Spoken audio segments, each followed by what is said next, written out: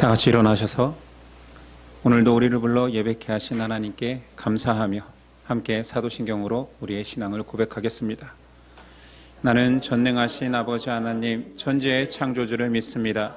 나는 그의 유일하신 아들 우리 주 예수 그리스도를 믿습니다. 그는 성령으로 잉태되어 동정녀 마리아에게서 나시고 본디오 빌라도에게 고난을 받아 십자가에 못 박혀 죽으시고 장사된 지 사흘 만에 죽은 자 가운데서 다시 살아나셨으며 하늘에 오르시어 전능하신 아버지 하나님 우편에 앉아 계시다가 거기로부터 살아있는 자와 죽은 자를 심판하러 오십니다. 나는 성령을 믿으며 거룩한 공교회와 성도의 교제와 죄를 용서받는 것과 몸의 부활과 영생을 믿습니다. 아멘.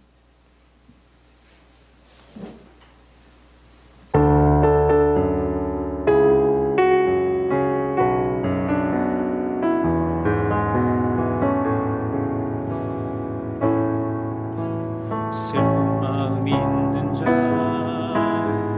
몸과 영혼 병든 자 누구든지 부르시오 예수 이름 부르시오 그 이름을 믿는 자 그 이름을 부르는 자 그가 어떤 사람이든 그들 구원하리리. 슬픈 마음 있는 자 슬픈 마음 있는 자 누가 영혼 병든 자 누구든지 부르시오 예수 이름 부르시오 그 이름을 믿는 자 그 이름을 부르는 자 그가 어떤 사람이든 그들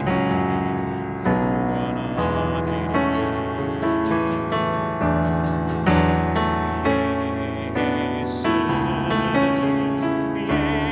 예수 예수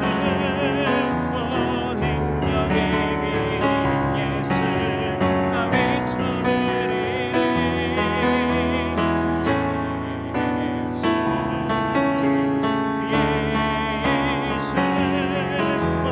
구원의 길 예수 나 외쳐드리리. 예수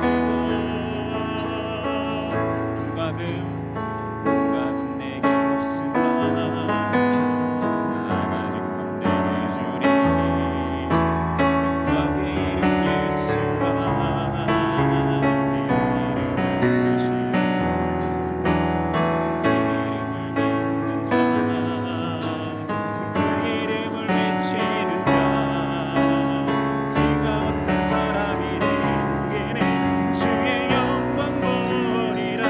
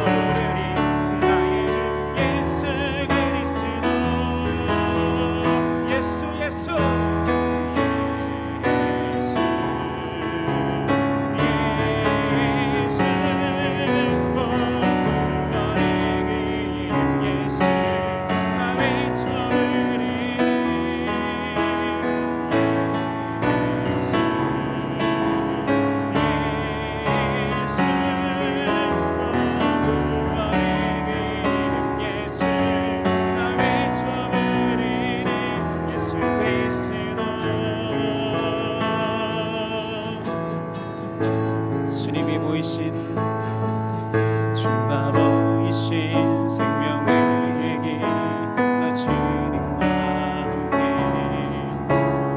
마음을 들이며 주님 앞에 나가리 이름이 되신 그 예수 길이 되시니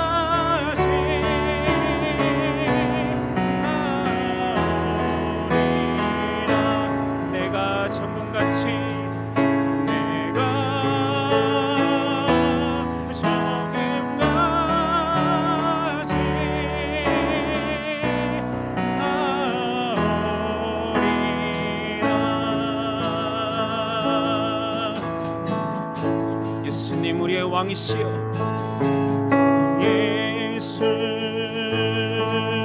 우리 왕이여 이곳에 오소서 보좌로 주여 임하사 찬양을 받아주소서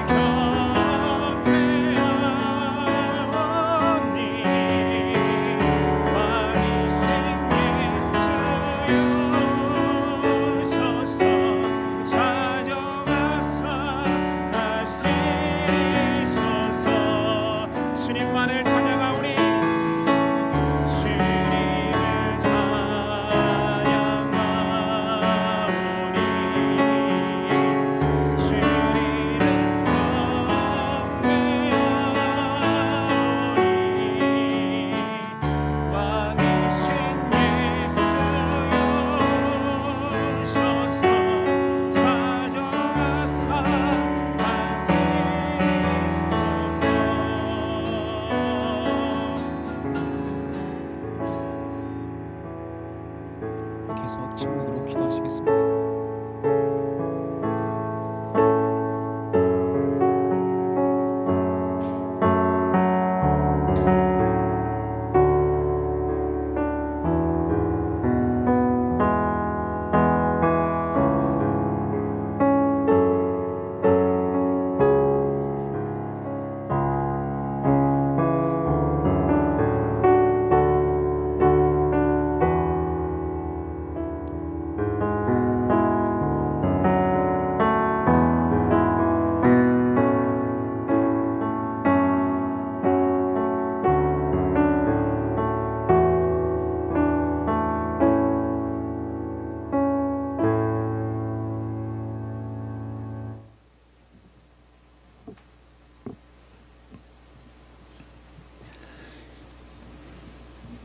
사랑하는 주님, 따뜻한 봄날을 주심에 감사합니다.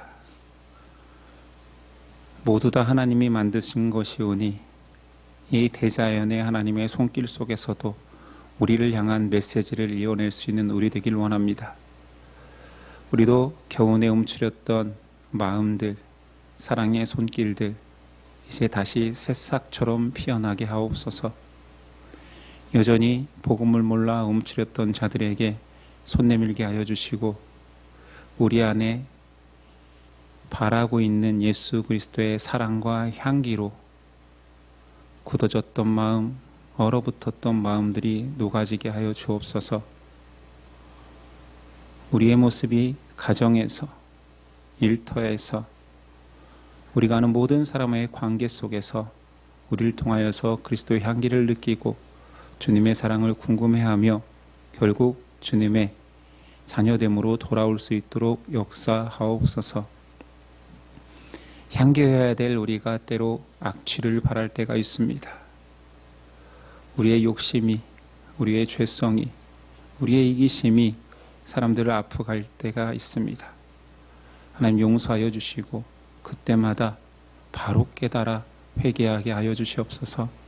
바로 돌이키고 용서를 구할 수 있는 용기도 허락하옵소서. 하나님, 주를 믿는 자들이 더욱 행복했으면 좋겠습니다. 예수 안에서 더욱 화목하며 더욱 격려하며 더욱 사랑할 수 있는 우리 되게 하여 주시고 예심 공동체도 그리할 수 있도록 역사하옵소서. 오늘 예배로 불러주셨습니다. 주님을 바라보며 기뻐하게 하여 주시고 우리의 무겁던 마음들이 새 옷으로 갈아입는 시간 되게 하옵소서. 드린 예물에 하나님 축복하여 주시고 이 예물이 우리 공동체와 예수 그리스도의 복음이 전파될 수 있도록 역사하옵소서. 상처받은 자, 아픈 자 위로하시고 만드신 분이 하나님이시니 고치시는 분도 하나님이십니다. 고쳐주는 손길이 그들 가운데 있게 하옵소서. 모든 걸 하나님께 맡기오며 예수 그리스도 이름으로 기도드립니다. 아멘. 우리 일어나셔서 십계명 낭독이 있겠습니다. 하나님이 이 모든 말씀으로 말씀하여 이르시되 나는 너를 애굽 땅 종되었던 집에서 인도하여 낸 내 하나님 여호와니라. 제1은 너는 나 외에는 다른 신들을 내게 두지 말라. 제2는 너를 위하여 새긴 우상을 만들지 말고 또 위로 하늘에 있는 곳이나 아래로 땅에 있는 것이나 땅 아래 물속에 있는 것에 어떤 형상도 만들지 말며 그것들에게 절하지 말며 그것들을 섬기지 말라. 제3은 너는 내 하나님 여호와의 이름을 망령되게 부르지 말라. 제4는 안식일을 기억하여 거룩하게 지키라. 제5는 내 부모를 공경하라. 제6은 살인하지 말라. 제7은 간음하지 말라. 제8은 도둑질하지 말라. 제9는 내 이웃에 대하여 거짓 증거하지 말라. 제10은 내 이웃의 집을 탐내지 말라. 예수께서 이르시되 내 마음을 다하고 목숨을 다하고 뜻을 다하여 주 너의 하나님을 사랑하라 하셨으니 이것이 크고 첫째 되는 계명이요 둘째도 그와 같으니 내 이웃을 내 자신같이 사랑하라 하셨으니 이 두 계명이 온 율법과 선지자의 강령이니라. 아멘.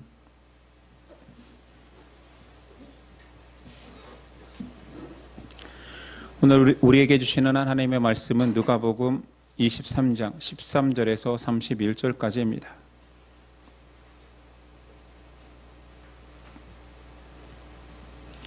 누가복음 23장 13절에서 31절까지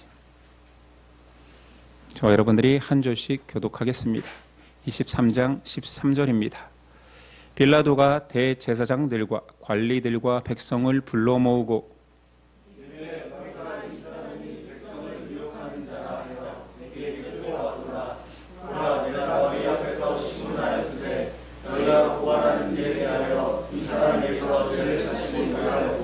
헤롯이 또한 그렇게 하여 그를 우리에게 도로 보내었도다. 보라, 그가 행한 일에는 죽일 일이 없느니라. 우리가 일제히 소리질러 이르되 이 사람을 없이 하고 바라바를 우리에게 놓아 주소서 하니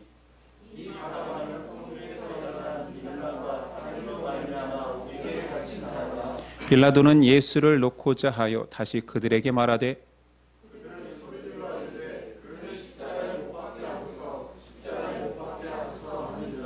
빌라도가 세 번째 말하되 이 사람이 무슨 악한 일을 하였느냐 나는 그에게서 죽일 죄를 찾지 못하였나니 때려서 놓으리라 하니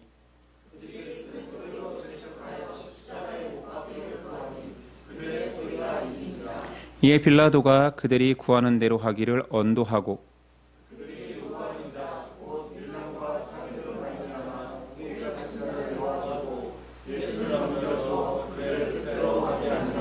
그들이 예수를 끌고 갈 때 시몬이라는 구레네 사람이 시골에서 올라오는 것을 붙들어 그에게 십자가를 지워 예수를 따르게 하더라.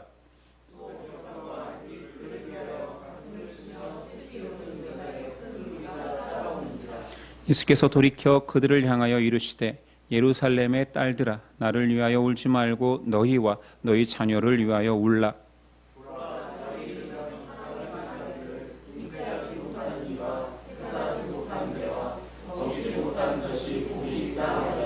그때의 사람이 산들을 대하여 우리 위에 무너지라 하며 작은 산들을 대하여 우리를 덮으라 하리라. 푸른 나무에도 이같이 하거든 마른 나무에는 어떻게 되리요 하시니라. 아멘. 오늘 말씀의 제목은 고난 중에 예수 시선. 고난 중에 예수 시선이라는 제목으로 나누겠습니다. 우리는 앞선 내용에서 예수께서 1차적으로 산에 드린 공회에 고발되어 그 안에서 사형이 결정된 후에 사형을 집행할 수 있는 빌라도와 헤롯 법정에 선 내용까지 보았습니다. 예수님의 처형을 놓고 정치인 헤롯과 빌라도는 자신의 이익에 따라 야합했습니다. 야합이라는 단어 들야자 합할 합자입니다. 얼마나 치졸합니까? 종교인들은 자신의 유익을 따라 이합 집단이 되었습니다. 이들을 통하여서 우리는 죄의 은폐성, 성실성, 연합성을 보았습니다. 악인들은 서로를 헐뜯기 위해 싸우다가도 서로에게 유익이 될 때에 정략적 협력을 합니다. 헤롯은 예수님의 유죄성을 입증하지 못하고 그냥 조롱하여 다시 빌라도에게 보내었습니다. 오늘 말씀은 다시 빌라도의 법정에 선, 그러니 2차 신문 내용입니다. 빌라도는 예수님을 신문하는 과정에서 아무 죄를 찾지 못하여서 3번이나 무죄 선언을 합니다. 14절 이르되 너희가 이 사람이 백성을 미혹하는 자라 하여 내가 끌고 왔도다. 보라 내가 너희 앞에서 신문하였으되 너희가 고발하는 일에 대하여 이 사람에게서 죄를 찾지 못하였고. 첫 번째 무죄 선언이죠. 20절 빌라도는 예수를 놓고자 하여 다시 그들에게 말하되 22절 빌라도가 세 번째 말하되 이 사람이 무슨 악한 일을 하였느냐 나는 그에게서 죽일 죄를 찾지 못하였나니 때려서 놓으리라 하니. 빌라도가 3번이나 예수님의 무죄를 선언하는 것은 굉장히 의미가 있습니다. 통치자, 그 당시에 가장 높은 위치에 있는 통치자를 통하여서 예수의 무죄를 선언한 것은 흠없는 제물이 되신 예수님의 무죄성을 간접적으로 증명한 것입니다. 그래서 빌라도는 죽이지는 않고 그냥 때려서 보내겠다, 태형을 확정합니다. 네, 이때 군중들의 강력한 소요가 일어나기 시작합니다. 빌라도의 법정에서 소리를 지르면서 판결에 압력을 가합니다. 심지어 사형이 확정된 바라바를 오히려 풀어달라고 일치되는 소리를 내고 있습니다. 한번 생각해 봅시다. 이들이 왜 이럽니까? 아니 도대체 예수님이 그들에게 어떤 해를 끼쳤기에 직접적 해를 끼치고 사람을 죽인 사형수를 차라리 풀어줄지언정 예수를 십자가에 못 박으라 외치고 있습니까? 왜요? 그들은 누구입니까? 그들은 한때 예수님을 지지했을 가능성이 높은 자들입니다. 예수님의 제자 가룟 유다가 충성스러운 사람으로 시작되었지만 자신의 뜻대로 움직여주지 않는 예수님을 배신하였던 것처럼 예수님의 체포를 보자 변심한 군중들입니다.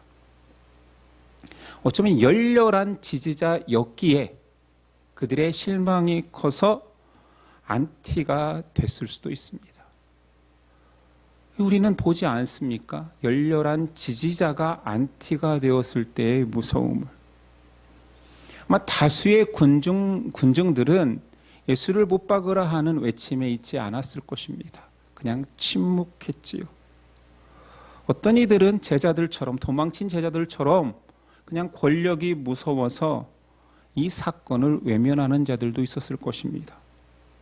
그런데 오늘 한 무리의 군중들은 끝까지 쫓아다니면서 자기의 사명처럼 예수님을 죽이려 합니다. 무엇이 그들을 그렇게 화나게 했을까요? 그들은 아마 변절자일 가능성이 크지요. 대중은 때로 굉장히 무섭습니다. 대중의 특징은 익명성이 보장되는 그 대중 속에 들어가 있기 때문에 진실을 따른다기보다 자신의 감정과 욕심에 따라 이기적으로 움직입니다.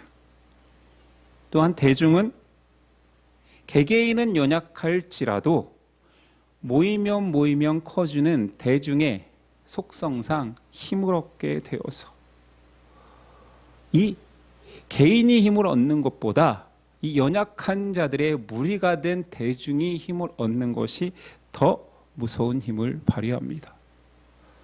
우리는 역사 속에서 많은 예를 들 수 있겠지만 특별히 한 예를 든다면 힘을 가진 대중의 무서움은 우리가 프랑스 혁명이라는 사건에서 보았습니다. 이 사건이 중요한 이유는 온 세상의 가치를 전복시켰거든요.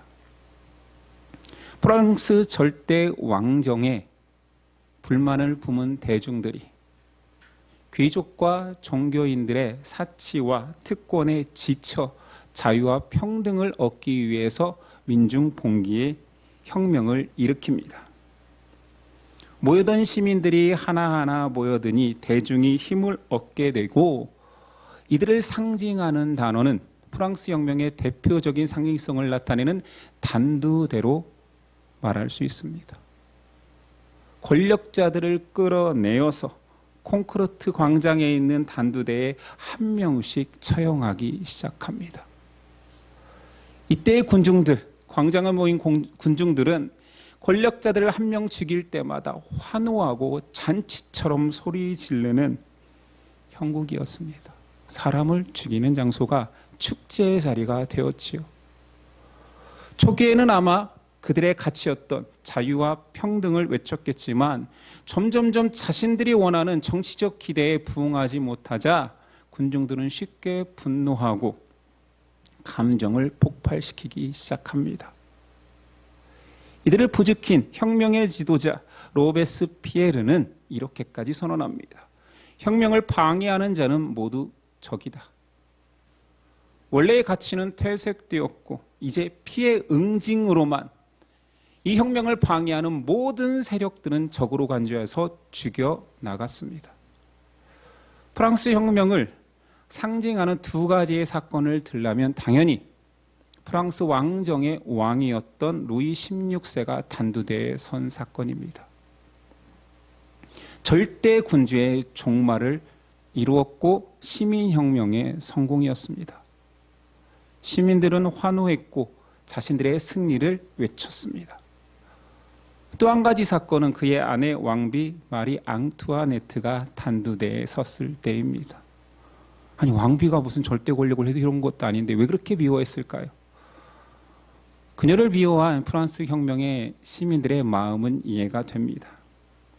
그녀는 베르사유 궁에서 사치와 향락을 즐기는 경제난에 시달리던 군중들에게는 너무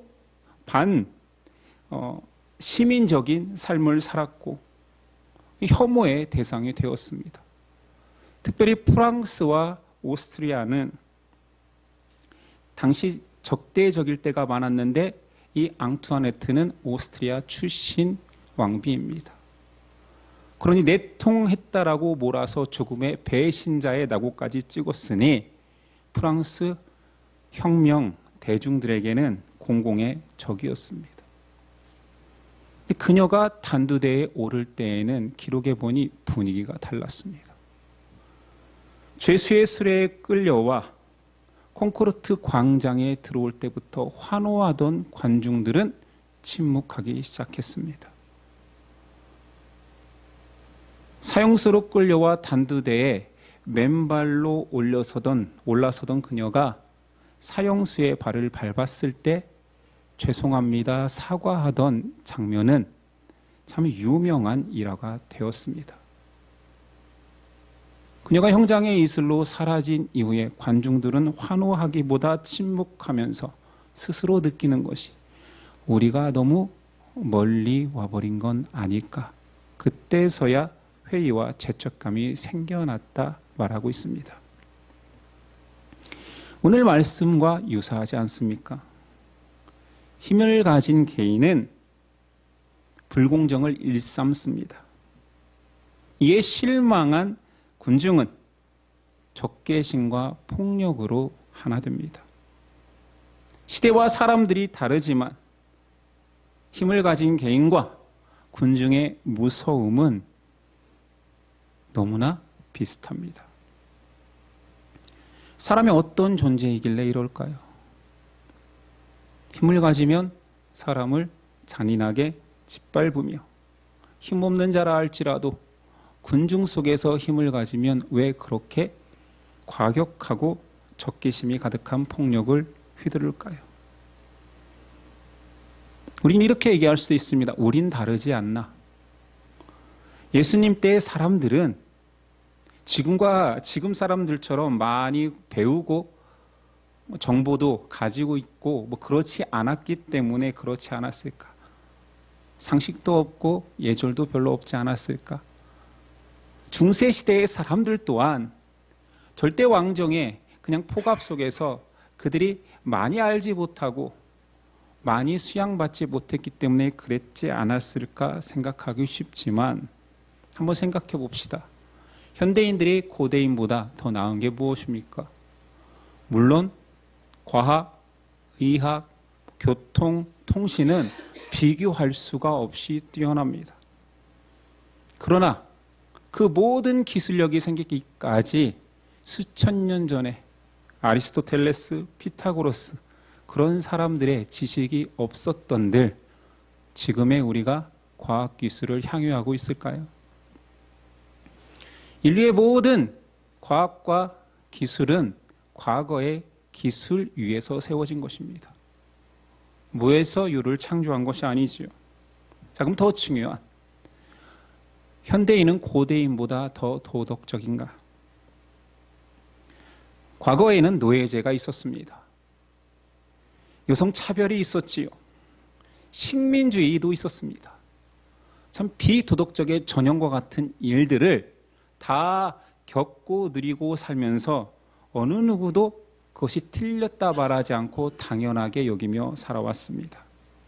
그 시대의 사람들이 그러면 우리보다 더 비도덕적입니까? 우리에게도 지금 그런 일들이 있다면 기후 위기, 돈을 벌기 위해서 나의 유익을 위해서 얼마든지 환경은 망가뜨려도 된다는 생각, 한 나라가 망해서 힘없는 국민들이 떠도는 난민 문제, 자본의 독식, 이런 구조적 불의 속에서 우리는 그냥 살아가잖아요.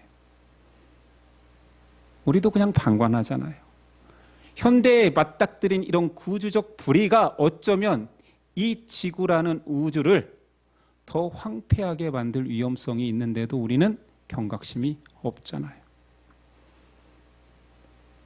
저는 고대인, 현대인 뭐 다 싸잡아서 욕하자라는 게 아니라 사람은 그렇게 자기 환경, 자기 처지에 순응하며 사는 존재일 뿐입니다.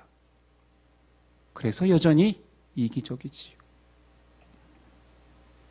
그래서 저는 사람을 어떻게 특정한 단어로 규정한다라면 악하다, 선하다, 뭐 가치 있다, 뭐 사랑의 존재다 이런 말이 아니라 이렇게 규정하고 싶습니다. 연약하다.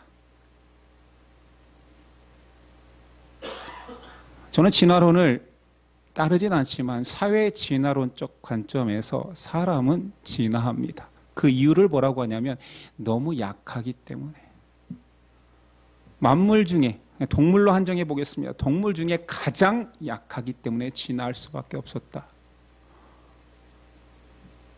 사람이 체온에 따라 그것을 대응할 수 있는 털이 있습니까?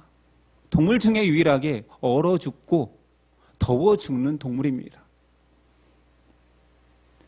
나를 방어할 수 있는 날카로운 손톱도 날카로운 이빨도 없습니다.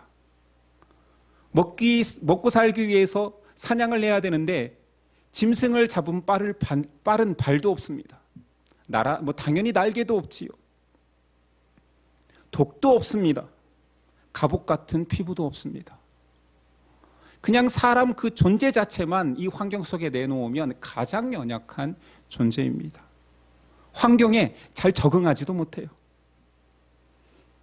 세상에서 가장 강한 사람이라고 여기지만 사실은 환경 속에서 사람은 가장 나약하고 연약한 존재입니다.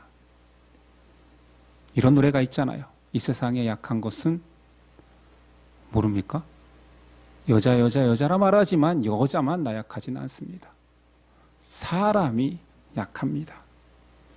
자, 이 약함 속에서 연약하기에 변덕스럽고 감정의 동요가 심합니다. 사람을 하나님께서 하나님의 형상대로 창조했기 때문에 귀한 가능성을 가지고 있었지만 사람은 죄를 택하였기 때문에 온전하게 믿을 수 있는 존재가 아닙니다. 예레미야 선지자 사람을 이렇게 규정합니다. 예레미야 7장 17장 5절 여호와께서 이와 같이 말씀하시니라 무릇 사람을 믿으며 육신으로 그의 힘을 삼고 마음이 여호와께서 떠난 그 사람은 저주를 받을 것이라. 사람이 사람으로 가치가 있는 것은 하나님 안에 있을 때입니다. 하나님 안을 떠난 그 사람은 저주받아 마땅한 나약한, 너무 연약한, 죄에 노출되기 쉬운 그런 존재입니다. 하나님을 떠난 인간은 소망이 없다 해도 과언이 아닙니다. 많은 사람들은 인본주의 가치관에 따라 사람 안에 소망이 있다고 말합니다. 기독교 세계관은 소망이신 하나님 때문에 인간이 소망적 존재가 된다 말합니다. 시인은 말합니다. 시편 118편 8절이야. 여호와께 피하는 것이 사람을 신뢰하는 것보다 나으며 여호와께 피하는 것이 고관들을 신뢰하는 것보다 낫도다. 사람이 연약하기에 죄에 넘어지고 사람이 연약하기에 교만해지는 것입니다. 다시 우리 본문으로 돌아와 왜 군중들이 그렇게 예수님을 죽이지 못해 안달난 사람이 되었을까요? 저는 그들의 변심이라 얘기했습니다. 예수님이 예루살렘에 입성할 때에 예수님을 추앙하던 지지자들이 실망이 컸기 때문에 반대하는 자가 되었을 것입니다. 그들이 예수님을 추앙할 때 그 모습은 그들이 믿음이 아니었습니다. 권능을 행하는 예수님을 이용하고 싶었던 것이지요. 사람은 자기 안에 누군가를 신뢰하는, 저 사람을 따르겠다라는 혹 믿음 비슷한 것을 가지더라도, 믿음이 아닙니다. 믿음 비슷한 것을 가지더라도 그것을 가지고 자기를 높이는 사람입니다. 존재입니다. 아, 내가 믿어줬지. 나사렛의 예수를 내가 메시아로 믿을 거야. 이 믿음을 가진 내가 대단한 거지요. 내 이기심이 충족받지 못할 때에 그들의 입에서는 예수를 십자가에 못 박으라 고함치고 있습니다. 사람은 개인적인 권력을 쥐든 군중 속에 속하여 힘을 갖든 내가 큰 존재라고 착각합니다. 왜냐? 연약한 존재이기 때문입니다. 그래서 이 연약한 존재가 힘을 가지면 무섭습니다. 형제들은 간접 경험을 했지요. 군대에서 제일 못났던 고문관이 제일 잔인한 고참됩니다. 예수님은 한없이 연약하기 때문에 폭력적인, 연약하기 때문에 두려워서 자신을 방어하기 위해서 자신을 죽이려는 사람을 아십니다. 그런데 그렇게 자신을 향하여 돌을 던지고 조롱하고 죽이려 하는 사람들을 향하여서 보는 예수님의 시선이 여전히 따뜻합니다. 말이 안 되는 거예요. 예수님 십자가에서 죽기 직전까지 하나님 저들을 용서하소서, 저들은 자신의 잘못을 모르나이다. 고난당하고 조롱당하는 그런 비참한 순간에까지 예수님은 사람을 불쌍히 여기십니다. 28절이야. 예수께서 돌이켜 그들을 향하여 이르시되 예루살렘의 딸들아, 나를 위하여 울지 말고 너희와 너희 자녀를 위하여 울라. 보라, 날이 이르면 사람이 말하기를 잉태하지 못하는 이와 해산하지 못한 배와 먹이지 못한 젖이 복이 있도다 하리라. 아니, 지금 이건 예수님 고난당하고 죽으러 가는, 십자가를 지고 죽으러 가는 사람이 할 말은 아니잖아요. 누가 누구를 위로합니까? 보통 이런 때는 자기 위로를 해야죠. 자신이 무고한 고난과 핍박을 당하고 있다면 변호를 해야죠. 억울하다. 나는 이런 자가 아니다. 내가 이렇게 죽어서는 안 된다. 라고 항변해야 맞잖아요. 아니, 자기를 위해서 울고 있는 자들이 있으면 여러분 뭐라고 말하겠습니까? 나 지금 죽으러 가는데 막 울고만 있어, 사방에서. 아, 예수님 어떡해, 어쩌면 좋아. 저는 이럴 것 같아요. 야, 울지 말고 나 살 수 있는 길 좀 한번 마련해봐. 아니, 군정들이 나를 죽인다고 하니, 자, 너희와 같은 나를 불쌍히 여기는 사람이 있다면 모아와. 너희도 군정으로 힘을 발휘해봐. 날 살려야 할 거 아니야. 이런 마음 들지 않겠어요? 짜증내도 되는 상황이잖아요. 호통쳐도 되는 상황입니다. 우리는 지금까지 그렇게 살아왔잖아요. 애매한 고난 당하는 이 순간에 자기 합리화를 시킬 수 있는 최고의 적기잖아요. 왜냐하면 나는 무고하고 억울한 일을 당하고 있으니까. 우리는 세상 살아가면서 그렇게 살아왔습니다. 아니, 우리가 나쁜 짓을 하겠다라는 거, 나쁜 것을 옹호하겠다는 것도 아니고 억울한 일에 대해서 나 토로하고 항변하는 거 너무 당연한 일 아닙니까? 이게 인권이잖아요. 근데 예수님 그 순간에 왜 사람을 위로하십니까? 왜 사람을 걱정하십니까? 우리와 달라도 너무 다릅니다.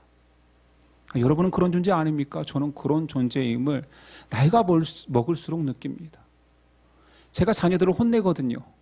근데 그들을 과하게 혼낼 때가 있어요. 이유는 내가 힘들어서, 내가 짜증나서, 나보다 약한 자에게 풀어야 되기 때문에 혼낼 때도 있습니다. 그 강도가 세질 때가 있어요. 그리고 미안해서 그들에게 말합니다. 아빠가 너무 힘들어서. 야, 네가 이런 상황을 만들었잖아. 네 탓이야. 자기 합리화를 해도 되는 상황인 것처럼 예수님은 당연히 해도 되는 그런 원망의 상황에서 사람을 불쌍히 여기는 시선을 거두지 않습니다. 예수님 가장 약한 그때에 사람들은 어땠습니까? 예수 죽음을 방관하거나 동조하거나 가담했습니다. 권능의 예수 그리스도께서 이때 권능을 발했더라면 어느 누구도 한마디 변명하지 못하고 다 죽어 마땅한 상황입니다. 그런데 이때 예수님은 권능을 억제하십니다. 자신의 힘듦으로 사람들을 올가매지 않습니다. 자신의 고난의 상황으로 사람들을 정죄하지 않습니다. 그런 사람들을 이해하고 참아주시고 심지어 불쌍히 여기십니다. 이것이 사랑입니다. 많은 사람들은 사랑을 좋은 것을 줄 때만 사랑을 찾으려 합니다. 저는 십자가 지고 가는 예수님이 자기가 자기를 변명해야 되는 그 시간에조차 자신을 염려하는 사람들에게 안타까운 시선을 보내는 이 사랑을 너무 존경한다고 해야 될까요? 닮고 싶다고 해야 될까요? 너무 놀랍습니다. 예수님 말씀하십니다. 지금 너희가 나를 안쓰러워할 때가 아니다. 불쌍한 것은 내가 아니라 여러분이다. 사실 이것이 진실입니다. 당시 예루살렘 딸들은 예수님의 죽음을 안타까워하고 있지만 실상 정말 울고 싶은 사람은 예수 그리스도입니다. 그들이 너무 안쓰럽거든요. 예수님은 고난 당하는 중에도 사람을 향한 안타까워하는 시선을 거두지 않으셨습니다. 인류 최악의 상황 속에서 그 상황 속에서도 자기 변호나 원망을 하지 않고 사람을 불쌍히 여기십니다. 이것이 긍휼 사랑입니다. 사람은 심판받아 마땅한 존재가 되었습니다. 이때 예수님이 심판자의 아마 판결봉을 든다라면 어느 누구도 도망치지 못하고 다 죄인으로 사망으로 이끌 수 있으셨습니다. 그런데 예수님은 참으십니다. 심판을 늦추십니다. 그리고 그 참으심, 불쌍히 여기심, 심판의 늦추심이 인류의 구원을 낳았습니다.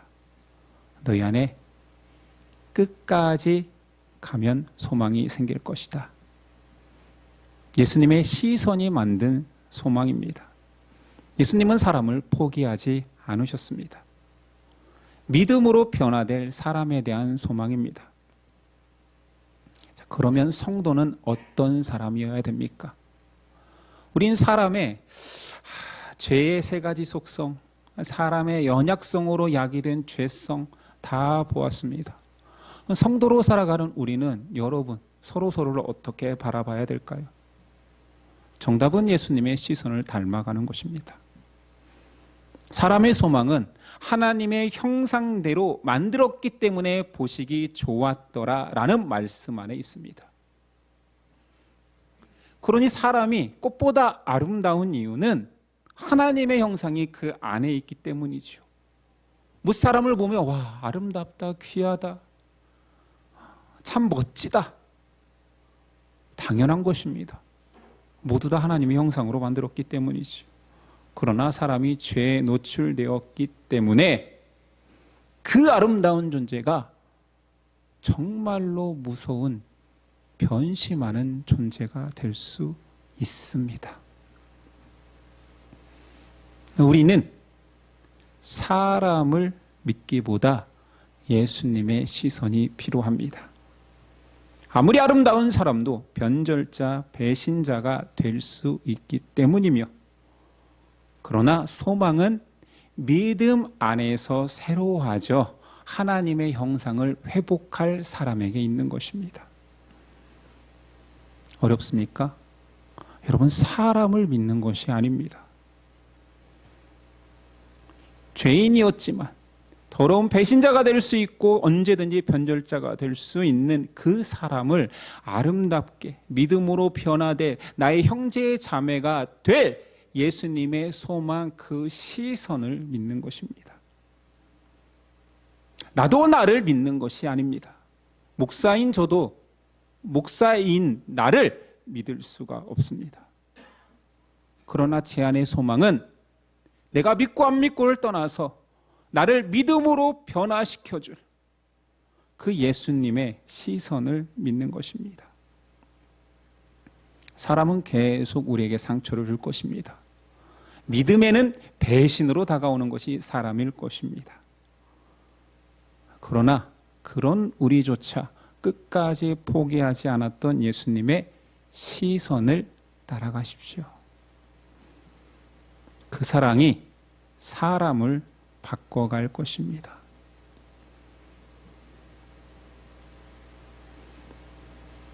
오늘 아침에 제가 일찍 일어나서 딸의 침대에 올라가서 꼭 껴안으면서 사랑해 사랑해 라는 말을 했습니다. 보통 딸내미니까 아빠다도 사랑해 그래야 되잖아요. 그런데 제 딸이 저에게 이렇게 얘기했습니다. 아빠, 지금은 내가 아빠 사랑하는데 사춘기 되면 안 사랑할 거야. 도대체 뭘 보고 듣는지를 모르겠어요.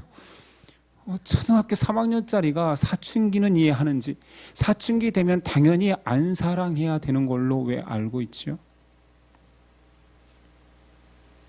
우리가 그렇습니다. 사랑해야 될 상황, 사랑해야 될 사람. 이 사람은 사랑해도 되고 저 사람은 사랑할 수 없다라는 시선을 우린 다 가지고 있습니다. 믿는 자여, 예심, 형제, 자매여, 우리는 예수님 시선을 가져봅시다. 사람을 믿는 것이 아니라 믿음으로 역사할, 끝까지 우리를 놓지 않는 예수님의 시선으로 사람을 바라봅시다. 그리고 우리는 그리스도의 보혈로 씻김 받았기에 당연하게 예수님 시선을 닮아갈 것입니다. 내가 힘들어도 우리는 나보다 더 힘들 것 같은 사람, 아니 상황 속에서 내가 10이 힘들어도 1로 힘들다고 우는 사람을 위로하는 사람이 될 것입니다. 예수 피로 예수님의 형제, 자매, 하나님의 자녀가 되었기 때문입니다. 기도하겠습니다. 연약한 우리가 하나님의 자녀가 되었습니다. 예수 믿고 구원의 확신이 생기는 순간 전혀 다른 내가 될 줄 알았는데 여전히 연약합니다. 내 안에 과연 믿음의 완성이 있을까 의구심이 듭니다. 내가 과연 예수님의 발끝이라도 따라갈까?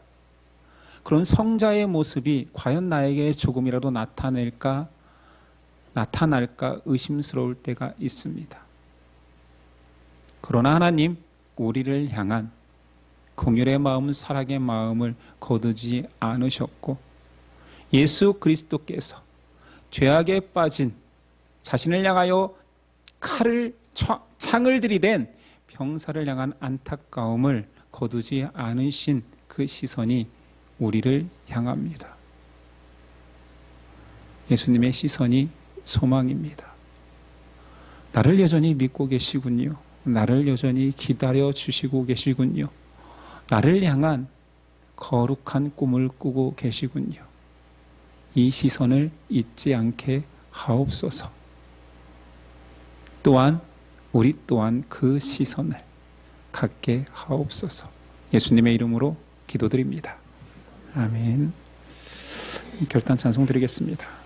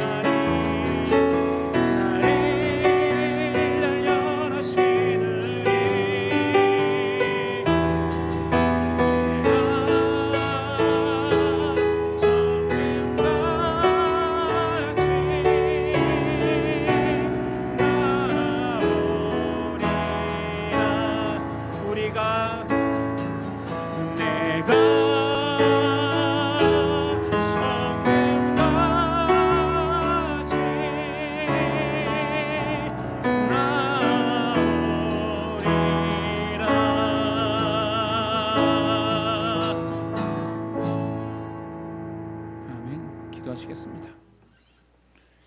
이제는 우리 주 예수 그리스도의 은혜와 아들을 보내신 하나님의 큰 사랑과 성령의 교통하심이 여전히 부끄러운 우리지만 결국 그리스도의 소망으로 인하여 정금될 것입니다. 고백하는 저와 예심 형제의 자매 가운데 이제부터 영원까지 함께 하시기를 간절히 축원하옵나이다. 아멘.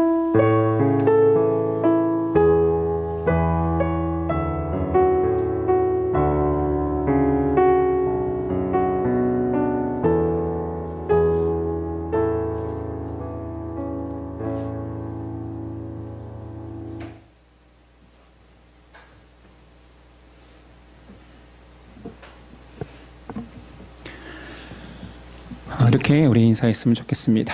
나에게도 예수님의 시선이 있습니다. 예.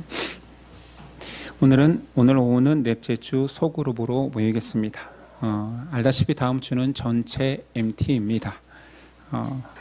그곳에서 좋은 교제의 시간이 되었으면 좋겠고, 그래서 이번 주에 혹시 차에 좀 여유가 있는 분들은 매트리스하고 캠핑 장비만 좀 나누어 가져가 주셔야 우리 차에 부식이나 여러 가지를 실을 수 있을 것 같습니다. 네, 그렇게 했으면 좋겠습니다. 예배를 마치겠습니다. 한 주간 승리하십시오.